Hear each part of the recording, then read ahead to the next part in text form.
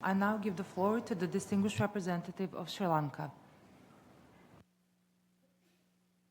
Chair, from San Francisco in 1945 to New York in 2025, the journey of the United Nations has spanned 8 decades.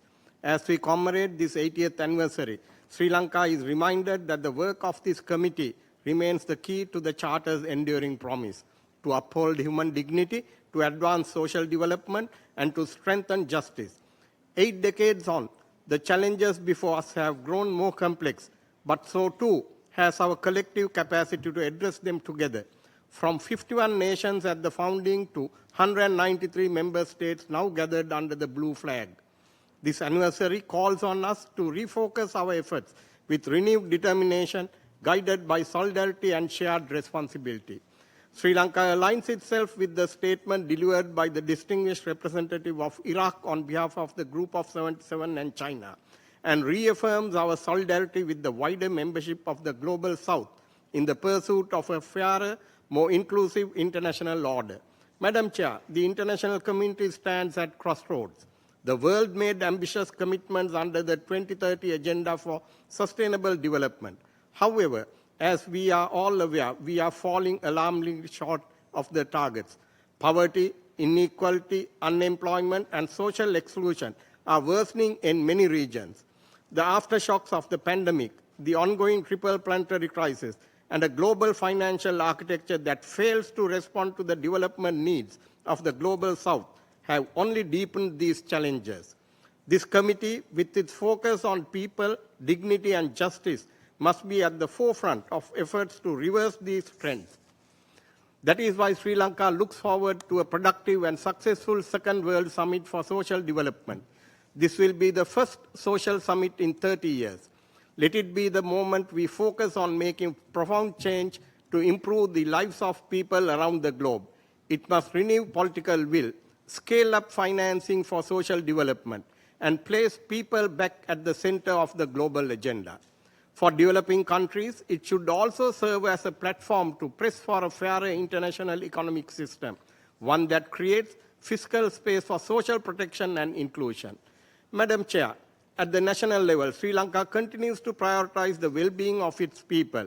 Our flagship assessment cash transfer program is providing targeted assistance to millions of our most vulnerable citizens. We are also investing in universal health coverage, nutrition programs, and scholarships to expand access to higher education. Each of these measures reflects our conviction that no one should be left behind.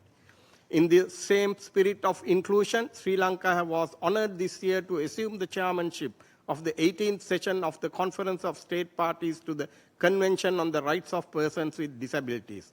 As chair, we are committed to advancing equality and inclusivity in global deliberations, while continuing to strengthen disability rights at home through policy reforms, accessible infrastructure, and awareness initiatives. This responsibility underscores our belief that social development must be for all, no exceptions. Madam Chair, even as we grapple with development setbacks, we must not lose sight of the imperative to advance gender equality and the empowerment of women. This year marks 30 years of the Beijing Declaration and Platform for Action. 3 decades of progress in advancing the rights of women and girls is indeed a milestone worth celebrating. But it is also a reminder of how much more progress can and must be made.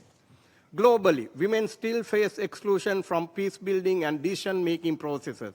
They bear the heaviest burdens of conflict, humanitarian crisis, and economic downturns. Gender-based violence persists at alarming levels. Sustainable Development Goal 5 remain far from realization. Sri Lanka has sought to advance women's rights through both policy and practice.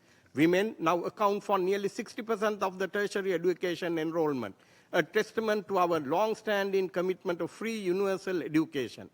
Our most recent elections brought the highest number of women to parliament in our history, progress that we are determined to build upon.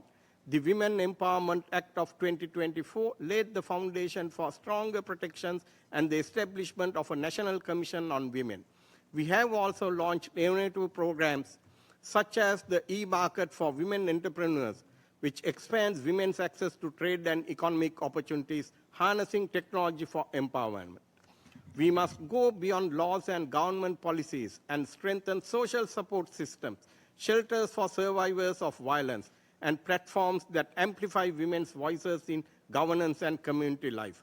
For Sri Lanka, Beijing Plus 30 is both a celebration of what has been achieved and a call to action to redouble our efforts.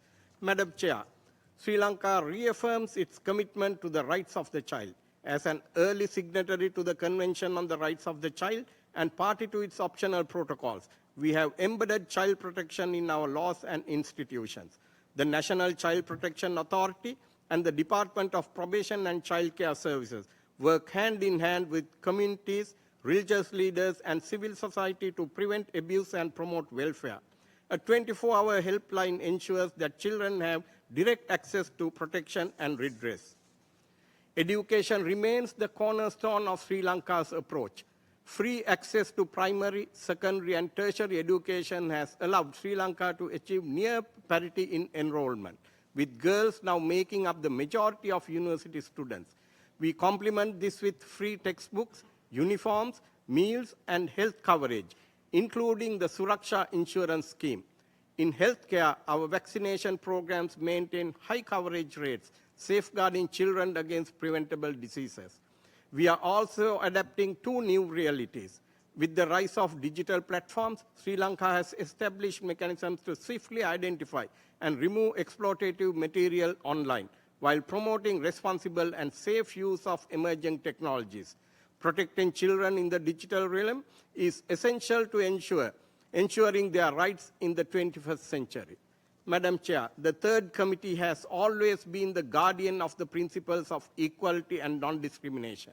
Sri Lanka, these are constitutional guarantees. Our fundamental rights chapter enshrines equality before the law and prohibits discrimination on grounds of race, religion, language, caste, or gender. As a multi-ethnic, multi-religious nation, we view our diversity as a strength. Sri Lanka reaffirms its commitment to the Durban Declaration and Programme of Action and to the global effort to eradicate racism, racial discrimination, xenophobia, and related intolerance. We reject all notions of racial discrimination which are without scientific basis and morally indefensible. At the national level, we uphold a zero-tolerance approach to religious hatred and intolerance, reinforced through the legislation such as the International Covenant on Civil and Political Rights Act. We are also mindful of new threats. Digital platforms are potentially powerful tools for inclusion. Unfortunately, they are increasingly exploited to spread hatred and incite violence. Sri Lanka urges stronger international cooperation to address online intolerance while safeguarding the Internet's ability to advance equality, dialogue, and understanding. Madam Chair, the issues before this committee are vast, from refugees and stateless persons to the right to self-determination to the reports of the Human Rights Council and treaty bodies.